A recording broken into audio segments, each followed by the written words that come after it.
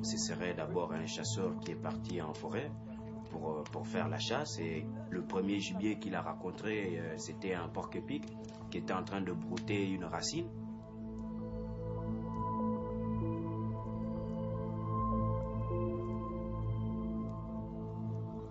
Donc le chasseur qui s'appelle Ibogaina est arrivé et il a pris sa lance et ça a transpercé le porc-épic, et en plus ça a aussi transpercé la racine.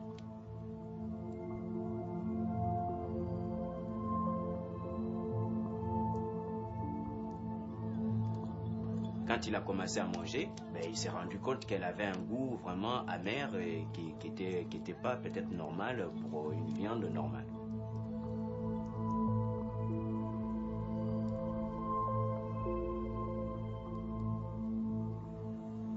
À partir du moment où il a consommé cette plante, il a commencé à avoir les visions, et c'est à partir de ce moment-là qu'il a compris qu'il y avait quelque chose, il y avait un rapport entre les deux qui ont fait qu'il découvre en fait cette plante.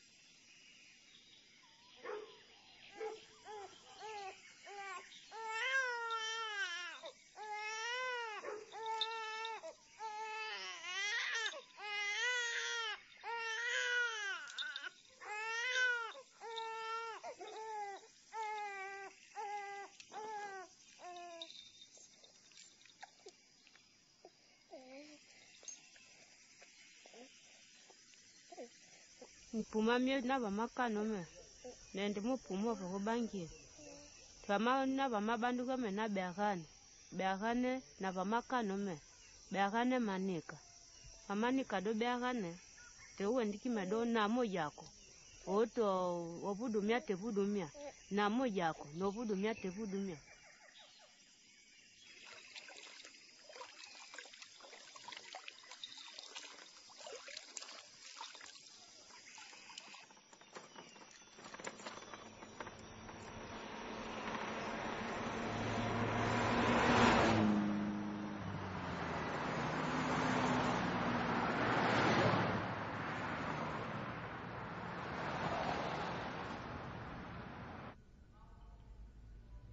My little girl's name's Lexi, and my two boys are Monty, who's after my father, who passed away, and the other one is Sai, after my name, Sai.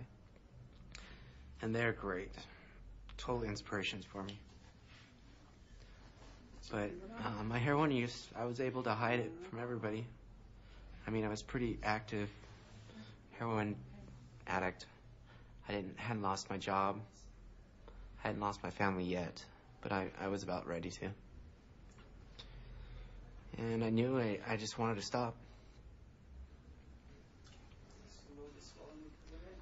I have to use daily to get up out of bed, and I would do maybe close to a gram a day, and then I would always mix it with speed so that the heroin and the speed would kind of keep me balanced.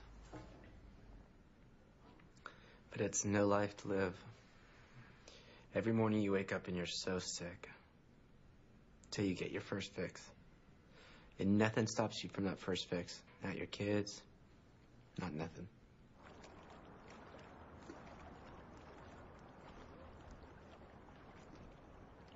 I was having breakfast with a friend of mine who was a chemist, and he was going through a freezer he had, and the freezer was full of different types of drugs.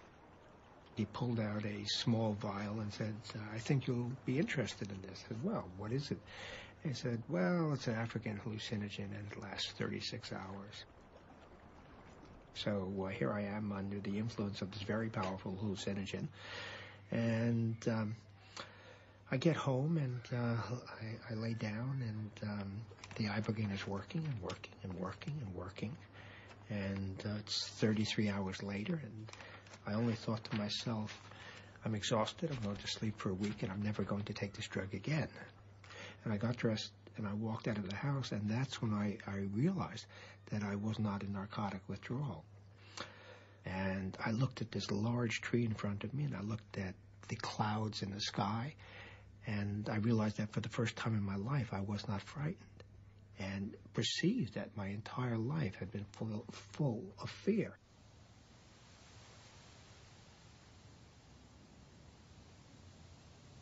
Somewhere, I think it was the end of 1988 or early 89, I believe, I received a call from Mr. Howard Lotzoff, who was living in Staten Island in New York City, and he claimed he had a cure for drug addiction.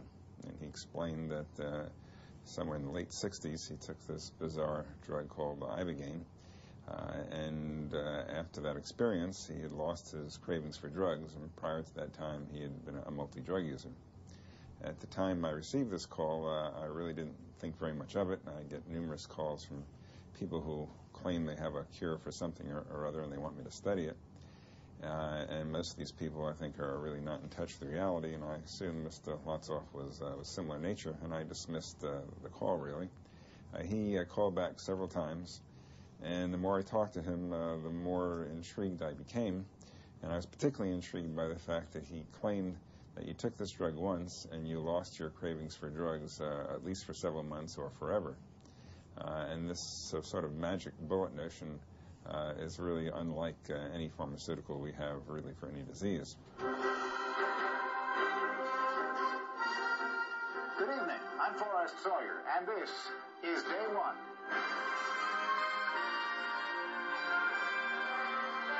What if we could cure drug addiction with a single pill? I'm clean. I don't have any cravings for cocaine. But the cure itself makes you high. And government researchers wonder if it really cures anything at all. Ibogaina is a psychedelic drug that puts its users on a 3-day trip. It's illegal in the U.S., and no one knows if it really works. It took me from 1984 to 1991 through the leadership of 3 different directors of the National Institute on Drug Abuse to finally get them to take a serious look at Ibogaina. Now, imagine that you are a doctor. You spend 12 years getting your education. You spend 15 years in the field becoming an expert. And then the last thing you're going to want to hear is some former heroin addict went and discovered the effective medication that you're looking for. So there was enormous resistance. The Drug Enforcement Agency says Ibogaina has a high potential for abuse and no accepted medical use in treatment.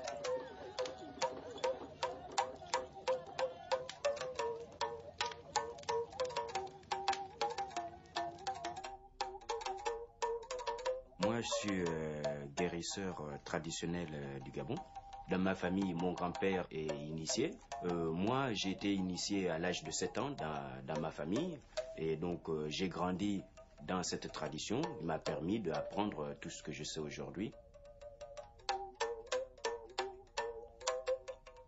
Ça, c'est la racine de l'iboga. Et là, elle est dans son état brut. Donc, c'est un échantillon que j'ai déraciné pour toujours montrer aux gens à partir du moment où ils ont besoin de savoir à quoi ça ressemble l'iboga. Et donc, nous, par exemple, dans l'iboga, on n'utilise pas tout ça. On n'utilise ni le bois, on n'utilise ni cette première peau. On râpe la première écorce de la racine n'est pas mangeable. Donc, on ne la consomme pas, la première écorce.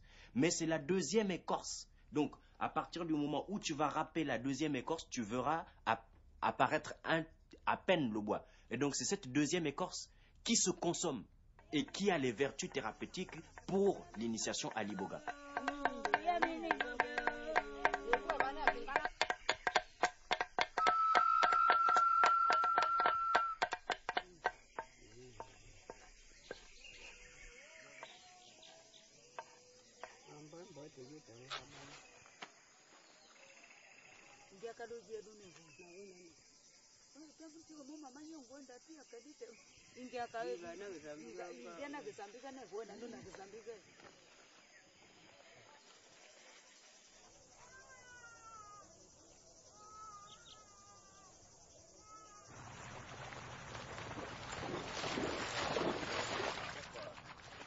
Originally, the problem started, we went through an awful divorce that devastated the family. It overnight changed our standard of living.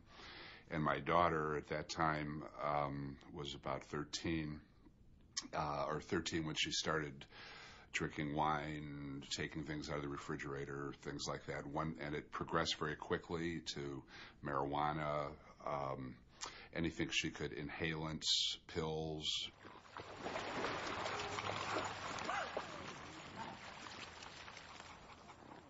Pretty quickly it progressed till I was doing crack and heroin when I was around 16, and once I was addicted to drugs I couldn't work or go to school.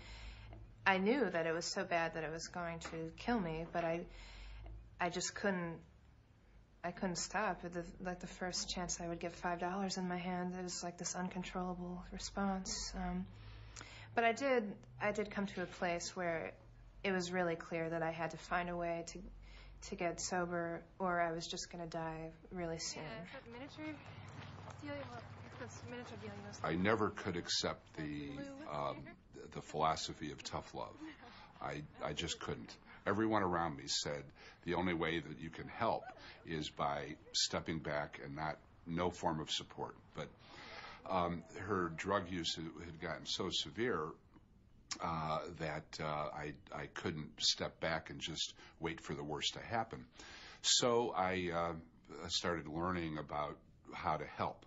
I sent her to a number of treatment centers, one in California, one in Dayton, one in Cleveland, all over, and all very expensive, thinking the better the care, the better it would help.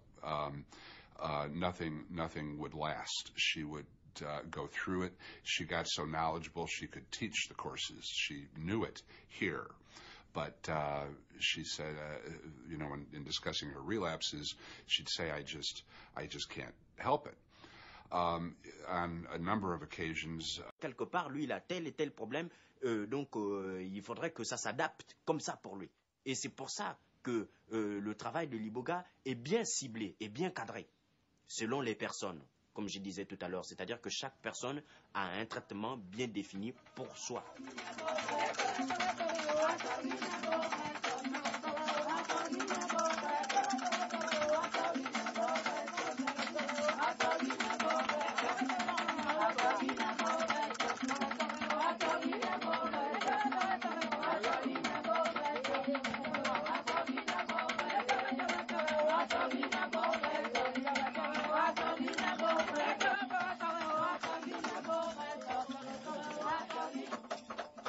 Pendant l'initiation, on te prend un miroir, on te le pose devant toi, on te maquille. À partir de ce moment-là, tu regardes dans le miroir. Donc, à partir de là, tu vas commencer à percevoir ta double personnalité. Donc, tu rentres dans le miroir, tu te traverses, puisque tu as toi en face de toi. Tu pénètres à l'intérieur de toi-même pour voir exactement qui tu es à l'intérieur de toi-même. C'est pas un travail d'hallucination, non, c'est vraiment un travail visionnaire. Ce n'est pas des hallucinations, c'est vraiment du concret, du tic au tac. Question-réponse.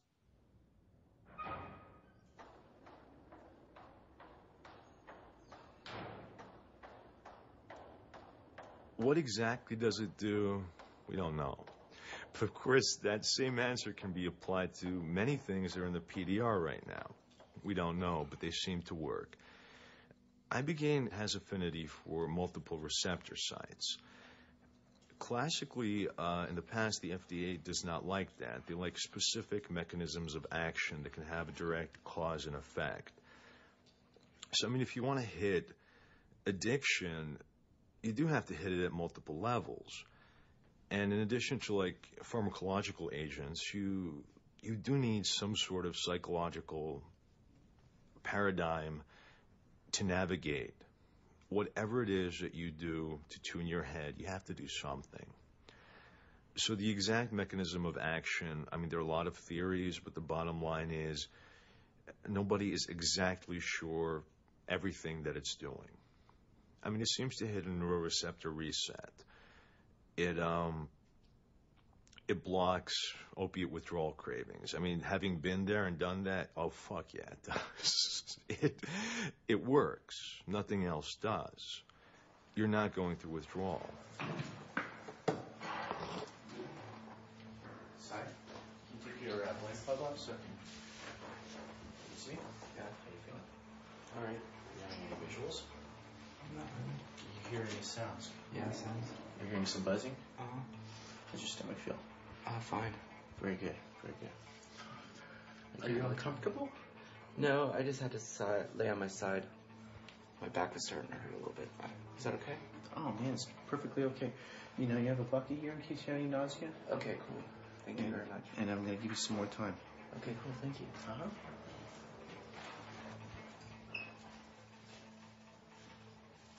There's like this feeling of warmth in your solar plexus, like this ball of heat. And the warmth slowly feels like it's kind of coiling up your spine. And as it's moving up your spine, the pain lets go. It's like this vice that is smashing it, is releasing. And it keeps going. And you're going from a state where you're just experiencing complete hell. And it feels like you're being suspended in this warm field of energy. That's pretty fucking amazing, because within 30 to 45 minutes of doing Ibogaine, your habit is gone. Although you don't have a lot of time to reflect on it right at that moment, because that's when sort of the visionary part starts.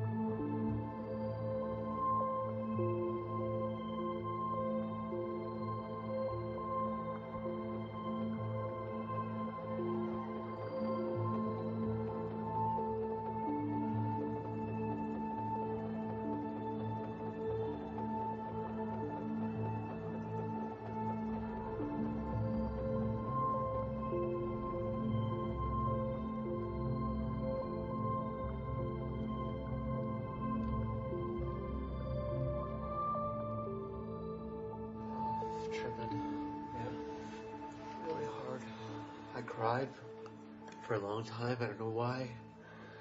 Yeah, I'm just so mixed up right now. I can't tell you. Oh, shit. Is it difficult to tell? Yeah, because it's very intense. It's like, I don't know. It's like, I don't know what it's like. It's like fried.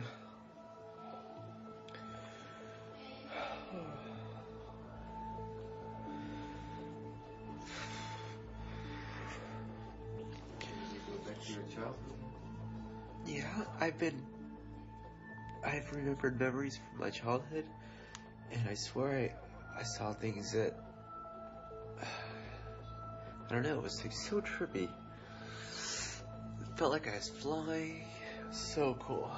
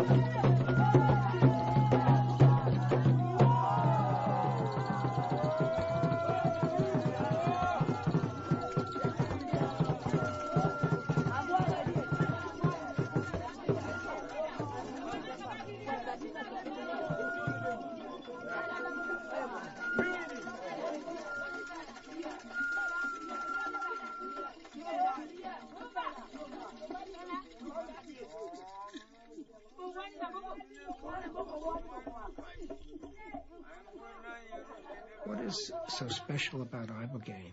We'll first look at it in terms of its treatment of chemical dependence. What is so special about Ibogaine is it can reverse addiction. I mean, we can take an active heroin addict, an active cocaine addict, somebody with a completely runaway addiction syndrome, and bring them into a hospital, if we were doing it, or into an apartment, or into a Bwiti chapel, and give them Ibogaine, or Iboga, or Iboga extracts, and completely reverse that addiction syndrome, literally turning an addict into a non-addict over a 2 to 3 day period. And that's simply unseen. In terms of its other known value as a psychotherapeutic drug, as a drug to be used in psychotherapy, I don't think that it has an equal. I think Ibogaine is the most dramatic drug that can be used in psychotherapy. It just allows a complete review by the individual of the issues they consider most important to themselves. We all know the questions we have to ask, and we all know the answers, and Ibogaine precipitates that discussion. Good morning. How are you doing? Good. Good?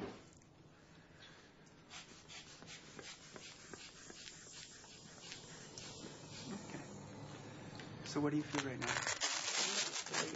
Resting for a little bit and then getting up. But you have runny nose, runny eyes, yawning? No? Diarrhea? Nothing. Nothing. It's like, I feel like I'm totally drug-free. Yeah? So trippy. But I'm pretty worked. Yeah, you're fatigued. That's normal. All right, I'll see you probably tomorrow. Thank you, doctor. All right. Cure is a very strange word. Cure implies that something outside of yourself will completely rewire you. It will not. You are still whoever you are. But people are different. The question is, what are you other than drug dependent? And, different people have different pathways out of that. But the bottom line is you have to face yourself. You have to deal with yourself. And it's really very hard sometimes. What Ibogaine is this doorway that you walk through, and on the other side you're clean. But the problem is when you get to the other side of the doorway, there's a vacuum behind you. And that vacuum is trying to suck you back into addiction. So if you don't get up and get moving away from that doorway, you're going to get sucked back into your addiction. People need to know that Ibogaine is not a magic bullet. It's not a cure for addiction. It's an addiction interrupter. And it will give many people a chance they would not have without it. I like to say that Ibogaine is a catalyst for change. If you come here determined to use the Ibogaine, determined to stay clean, I think you'll stay clean. If you come take Ibogaine for kicks, you're probably going to go back to using afterwards. So if you're going to choose to do Ibogaine, come with a plan. Plan to go into some kind of aftercare home. Plan to move. Plan to break up with that boyfriend that you're using dope with. The first people that I met when I settled here, I guess there was still something in me that was attracting the sort of people that I didn't need to be hanging around with. And I thought that it would be okay for me to just smoke pot and drink and have a normal life because I hadn't had a normal childhood and I wanted to do it. But it quickly led to me finding crack. I never was able to find heroin in this town, which was really good. And the problem that I had here was very short compared to my life before. But it took me getting to a place where I realized it wasn't something that was out of my control or out of my hands. I had to make a conscious choice whether I wanted to live or die, and nobody was going to do it for me. And Ibogaine could certainly help with the cravings, but it wasn't going to be the catalyst for that willingness.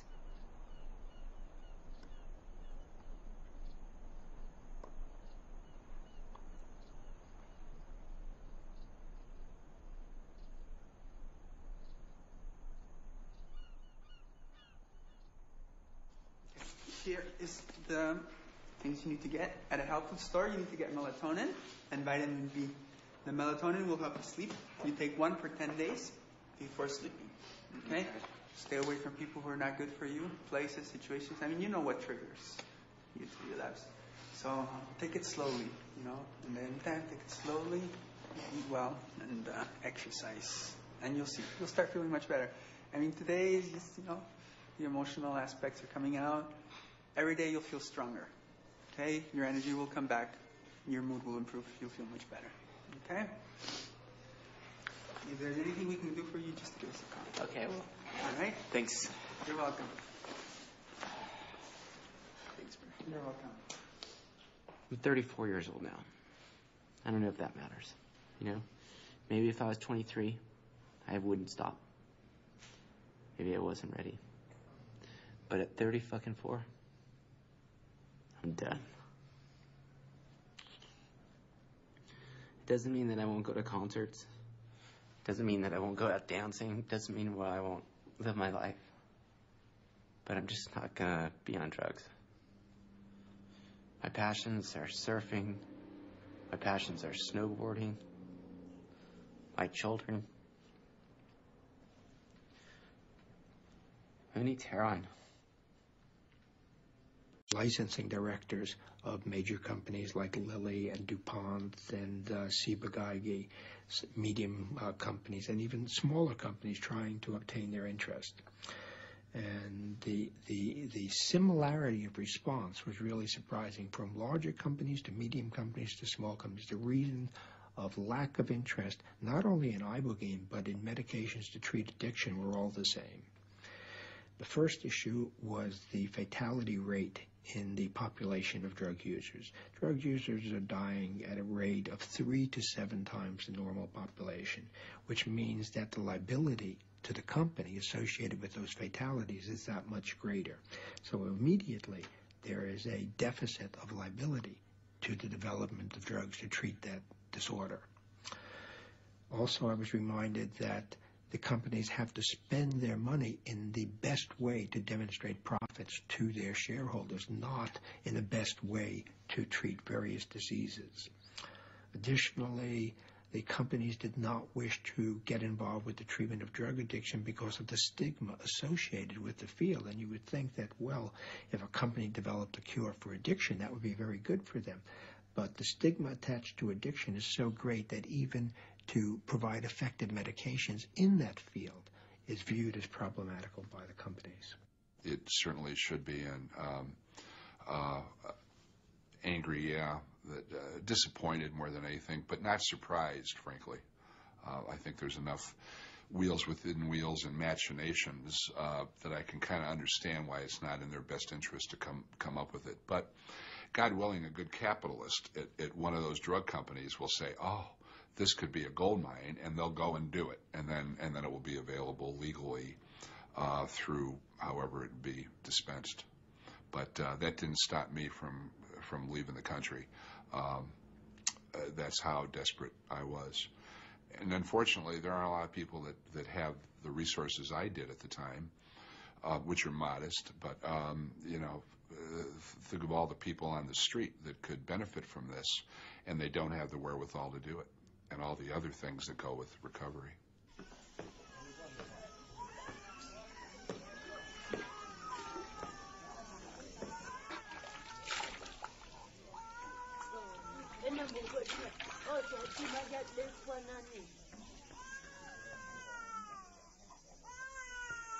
Ninokioko kwa mwaka wane abakituna matasana nembe mapo nanga wane boke meneli mabe umete makoto wami nanga boto wami tebwadi mani ba makobe ya kame ebindo bakina myamani yote.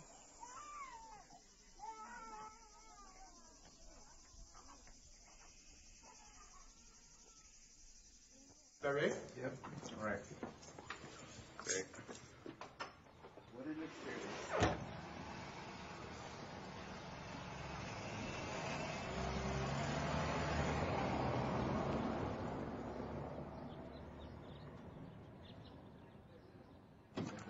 Hi. Hi, babe.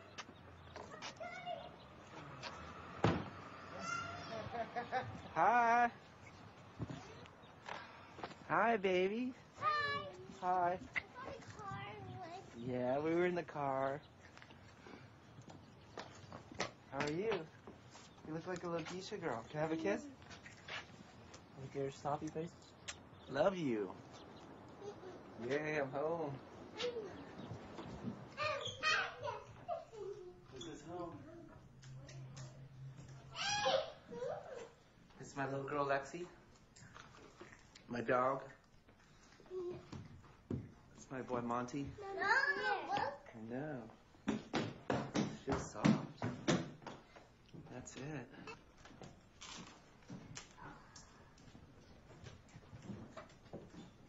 There's a lot more to the story than people are learning in treatment centers and at 12-step meetings. And there's nothing wrong with either of those institutions, but their message is that drug addicts have a disease, they're going to have it the rest of their life.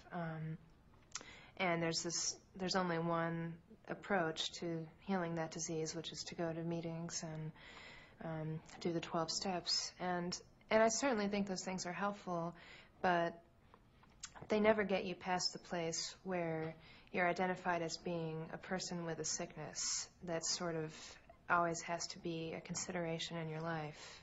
And I feel like Ibogaine has introduced me to this whole parallel universe of realizing that my mind is not all there is. And while my drug problem was very real, it doesn't have to ever happen again. And that's because I can choose for it to not happen again.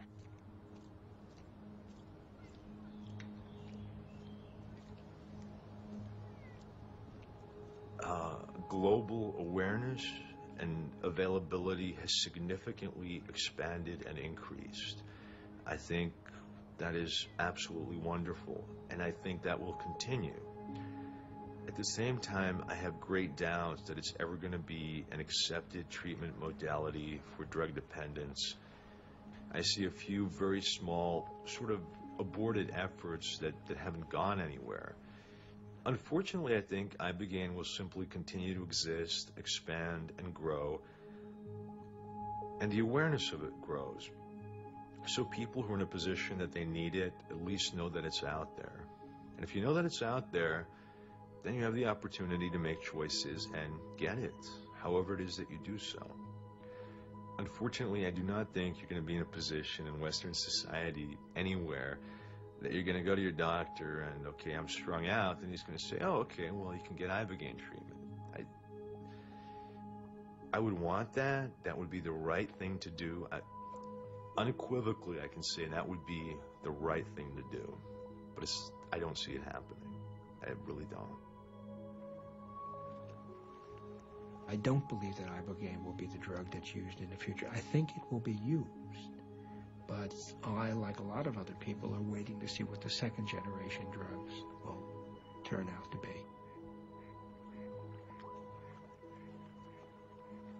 When you're an addict and suddenly are not an addict, that's a very valuable experience. And I observed how poorly treated addicts are in our society. And I wanted to do something with my life, and the most important thing that I could perceive of doing was producing Ibogaine as an available medically approved drug. And that's what drove me.